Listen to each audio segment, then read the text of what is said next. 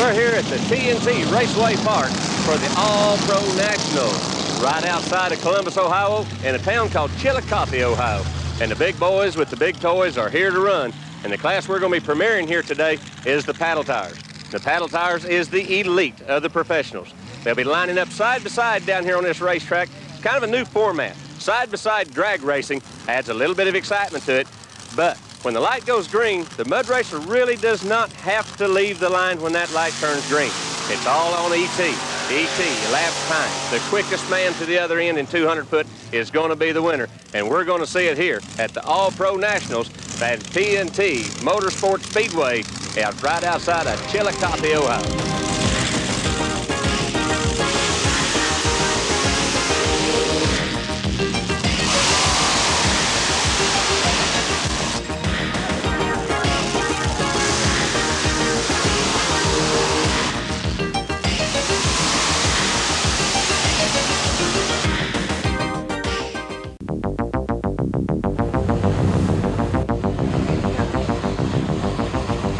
Welcome back to the TNT Raceway Park. The class we're featuring here today, ladies and gentlemen, is the open class of mud racers. There are 6 different classes of mud racing, but the open class is the elite, and you can break them down into 2 different divisions. One where they are to run the paddle tires, one where they run the cut tires. The elite, the biggest of all, is the paddle tire division. The paddle tires, you feature a quarter-mile dragster with the drag slicks. You take that same type of tire and put on a set of paddles on it, just like you see on this machine right here. The big scoops, the scooper tires. These tires give the boys the traction that gives them the speed to go down the track, and in this sport, you've got to be fast to win, and it takes this type of tire to do it. Now then, let's go back to trackside and see our first 2 competitors go.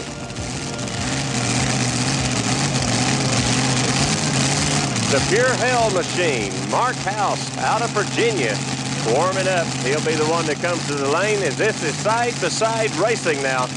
These boys will go by the Christmas tree. The one thing that you're not familiar with is they do not have to leave once the light goes green. They cannot leave before the light goes green, but they've got to wait till it goes green. Even though they're racing side-by-side, it is for ET, not the first one to the other end of the track. Both mud racers will be timed separate ETs. And the winner of this paddle tire division will be the man who's fastest to the other end of the mud pit. Mark House inching in with the Pure Hell machine. This is Big Block Chevrolet, all aluminum, Rodex, inching up to the line. Across the way, the Bandit fires up to life. The Bandit belongs to Tony Farrell out of North Vernon, Indiana. He calls it the Blue Ribbon Bandit. Now this is a Chrysler-powered machine. Mopar 440 going up against the Rodex. Chevrolet versus Chrysler, the first 2 of the All-Pro Nationals at TNT Raceway Park. Into the throttle all the way down the track as dust flies, and that sets the tone for today's race. Mark House and the Pure Hell turns a time of 2.67. Tony Farrell and the Blue Ribbon Bandit turns a time of 2.85. Magnum Force comes to the near side of the track. Magnum Force driven by Henry Mattingly out of Winchester, Kentucky. Powered by Big Block Chevrolet. Got a different style of scoopers on the rear. Some of them you'll see will be staggered like that. Some will be full cut straight across, just as his opponent is. Gary Osteen. Across the way, out of Daytona Beach, Florida. Here will be a man to watch. The man out of Florida come all the way to Ohio. These boys travel many, many miles. The Dirty Bird is the name of Osteen's car. 598 cubic inches of SVO, Ford blown alcohol. Ford Chevrolet. Bring her to the starting line. Magnum Force, Dirty Bird. They'll stage. They will wait for the green light.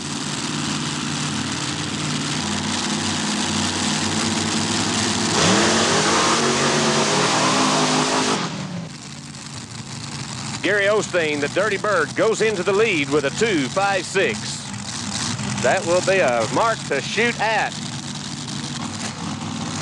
On this side of the track, it's Pam's Headache. Now, you might notice on one of the doors it says Ron's Headache. But Pam's Headache is the name of the machine of Jackie Moore out of Marlington, West Virginia. Big block Chevrolet, 615 cubic inches.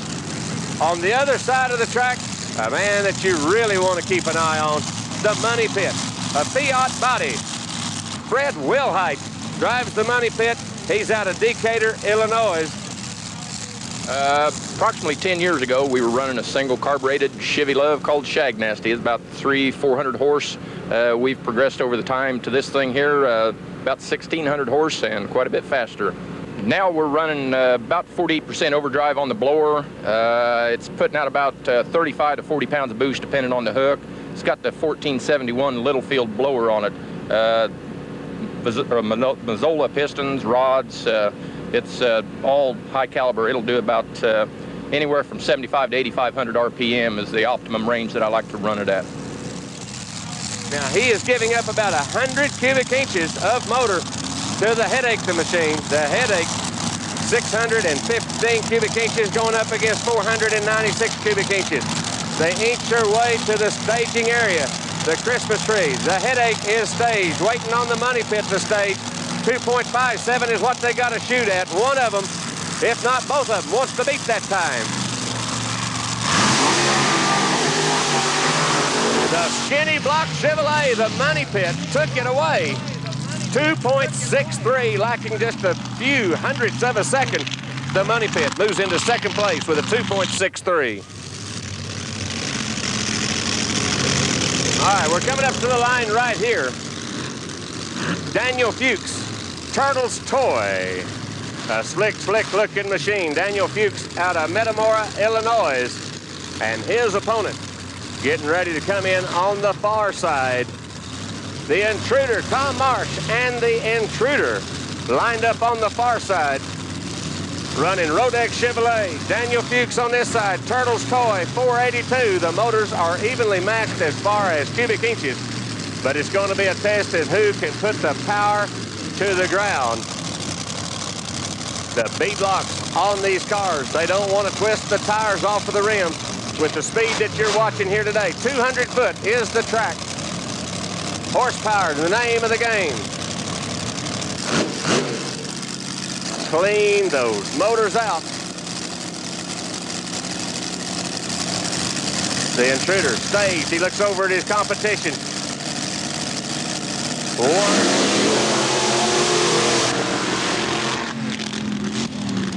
Tom Marsh turns that 2.84 in the Intruder. That 2.84, the fastest of those two.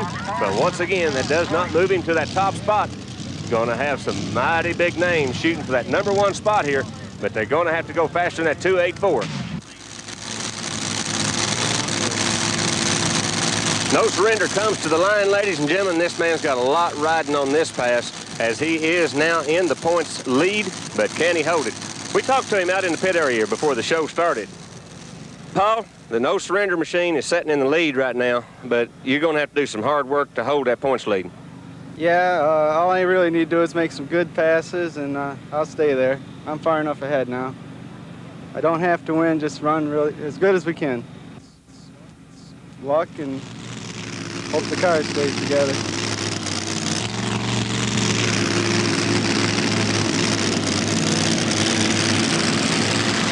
On the near side, the Pony Express, Kimball Shows. On the far side, Paul HOSPENTHAL, No Surrender. These boys are moving right up. This ain't going to take long for them to get ready to go.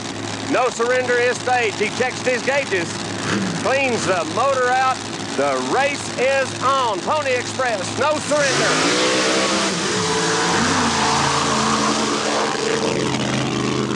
No Surrender, a time of 2.71 puts him up around third place. Pony Express having some motor problems. He might have broke a blower belt. He launched off of that line, but it didn't carry on through. The machines are loud. Competition is fast. We're about a third of the way through, and the quick time could still be set.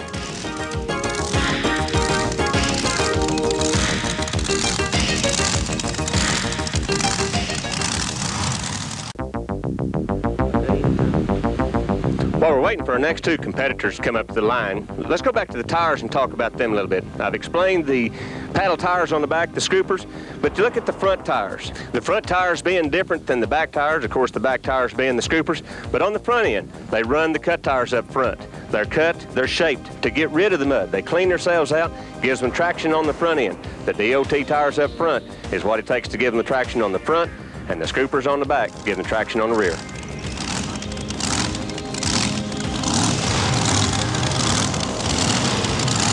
The Stepchild on the inside lane. The Stepchild got that motor out in wide view where you can get a good look at it.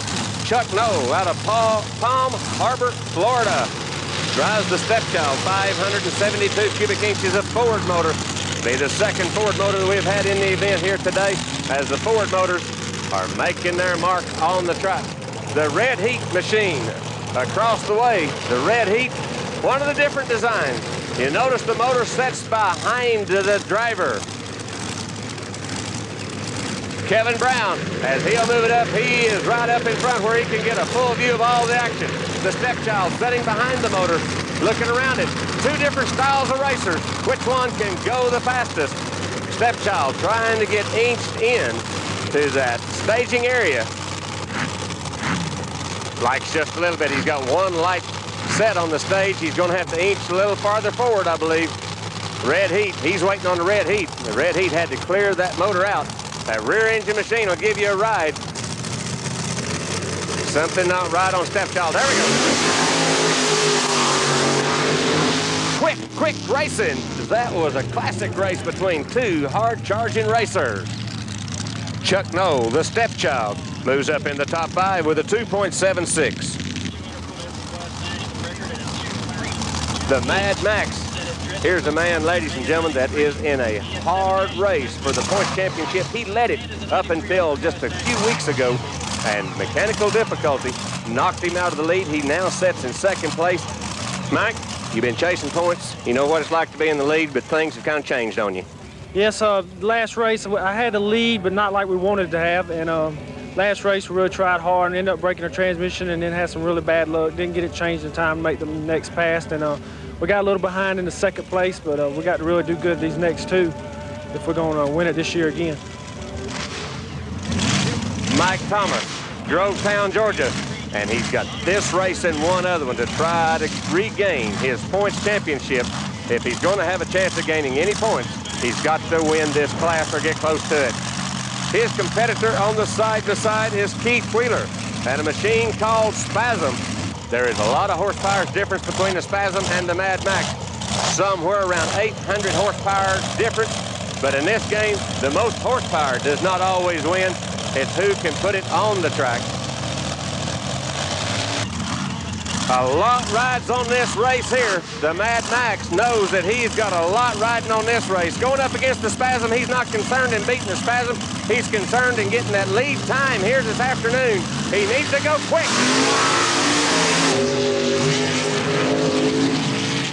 The officials do mark it as an out of bounds for Mike Thomas. Bad luck strikes him again.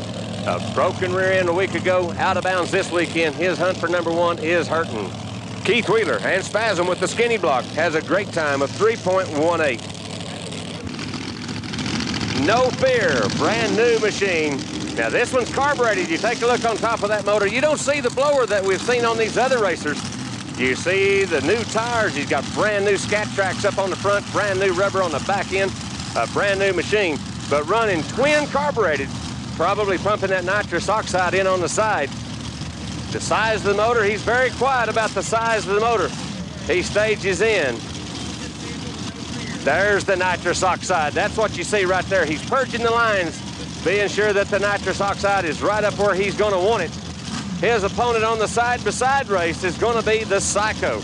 It's a 37 model Fiat, which belongs to David Whitehurst out of Herndon, Virginia. So George Santos, David Whitehurst, it's blower motor against carbureted nitrous oxide.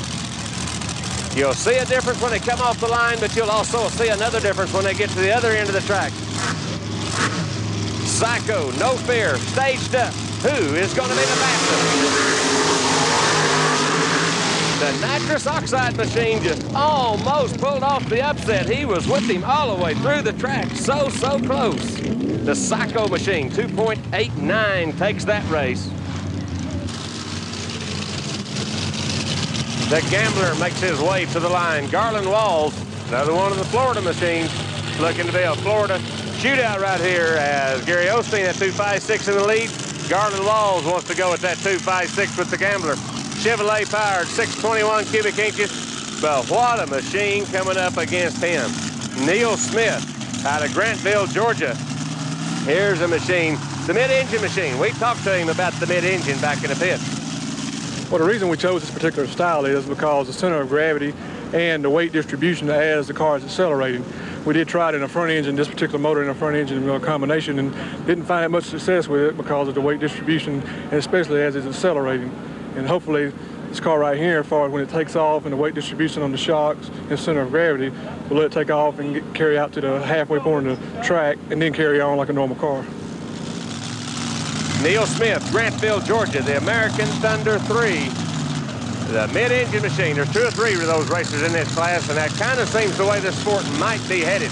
He runs a 540 cubic inch KB engine. Keith Black. There is tons of horsepower in that motor right behind the driver of the American Thunder 3. Now they're starting to make their way up to the staging area. The Gambler wasn't going to move up too quick, playing a waiting game on the American Thunder, trying to psych him out and trying to get his brain right. The Gambler has a different style of tires on the back end. Once again, we see the tire configuration coming into play. Stage they are. Who's going to be the winner?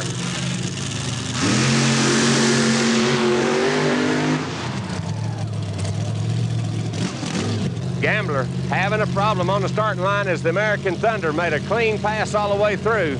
Turns a great time of 2.69, and he goes in the top 5. 40 machines in this class, ladies and gentlemen, the best of the best. And we're about 2/3 of the way through, and we'll see the rest of the best when we come back.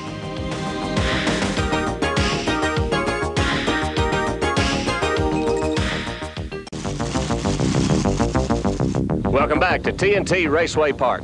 As we're getting down to the last few guys to go through the mud pit, you know, tires has been the subject here today. As they get back, they get the traction. I want to explain just a few differences in a few of these machines.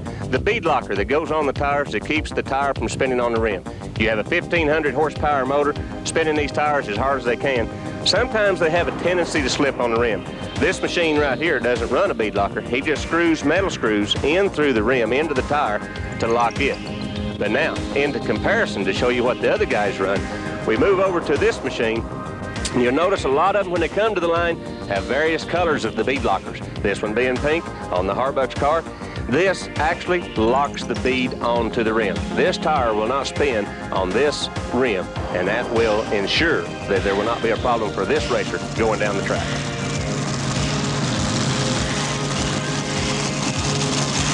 All right, Robert Heisner out of Hollywood, Maryland, coming to the line in the machine, the Hot Tuna, running another one of those Fiat bodies. He has the Hemi in his machine. The Hot Tuna will be on the near side of the track. Fort Brothers Express comes to us out of Kentucky, Mount Sterling, Kentucky. Jeff Ballard, the machine owned by Darren Ovington, but Jeff Ballard doing the driving. It's none other than 510 cubic inches of big block Chevrolet. Low slung. The Fiat body gives you a car-like appearance. The Fort Brothers Express, that low slung as he touched down the windshield, getting ready to go to the other end. Those front tires are going to be pawing and scratching. Still looking for a quick time on this track. Fort Brothers is staged. Hot Tuna is staged.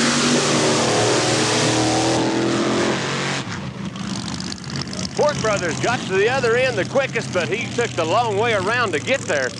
Hot Tuna turns the time of 3.25. Robert Heisner has a time of 3.25. Executioner coming to the line. This man has done some body work on this machine. Mike Summers out of Berlin Heights, Ohio. Another one of the Ohio racers. And a man from Ohio would like to take it home as Florida still in the lead with 2.56. But here comes the fastest lady in the mud. Out of Oklahoma is the Flirting with Disaster, PAULA HARBUCK. Now this lady started out as a professional barrel racer in the rodeo circuit, and is now changed from horses to horsepower. This lady can get on with the program. Gets it on the line and stages up. She knows what she's got to beat. She knows what she's got to do. A beautiful, beautiful car. A beautiful lady. Gonna play in the mud. Go fast. The Executioner turns a time of 3.26. So the fastest lady in the mud moves in the top 10 with a 2.76. The race of races, ladies and gentlemen. You heard me say this earlier in the show, but this one right here is going to be watched by many as two of the hottest shoes in the sport of national mud racing has drawed numbers side by side. This is the last race of the event. One man from Missouri, one man from Texas. Both of them have been national champions in different classes. The Tater Machine, Ronnie Pence, out of Fredericktown, Missouri, has held the national record in 180 foot. Across the way, Bill Hazlewood, Mud Spider 2, the man with the hot shoe right now. 7 wins back to back coming into this race. Big Box Chevrolet is going to rule the roost on this one. And this is the race, ladies and gentlemen, the last one of the event here today. And it is so possible that the winner of this race is going to come out of this class. The Tater out of Missouri, Mud Spider out of Texas. 2 Big Block Chevrolets, 2 elite professionals drawing side-by-side numbers. Mud Spider got a launch. Mud Spider lifted the front end and carried it to the other end. 2.370, 2.370 for the Mud Spider. He went past that 2.56. The last pass of the day makes Bill Hazlewood the winner with that 2.3. He is going to be the winner of the All-Pro Nationals.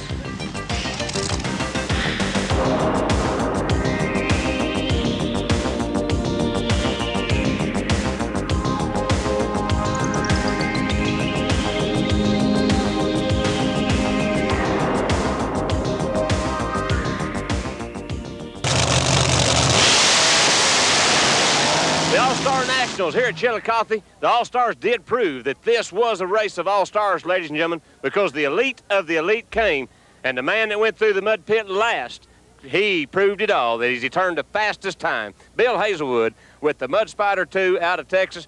Bill, did you know what you had to beat when you come to the track?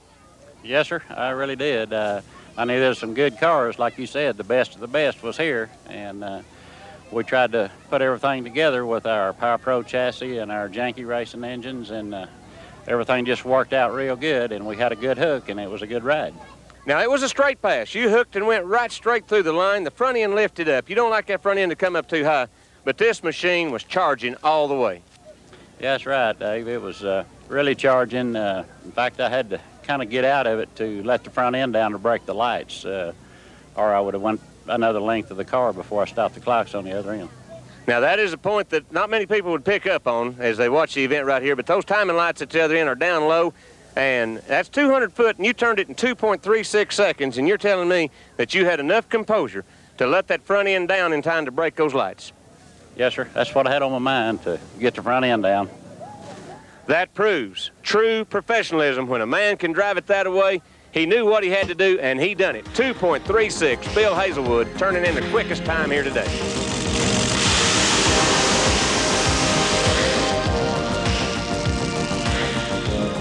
The best of the best came, the best of the best run. And the next time that we come into your area, you be looking for the best to go through the mud pit, because the All-Star Nationals will give you the quickest race through the mud pit, and we'll be looking for you at that show.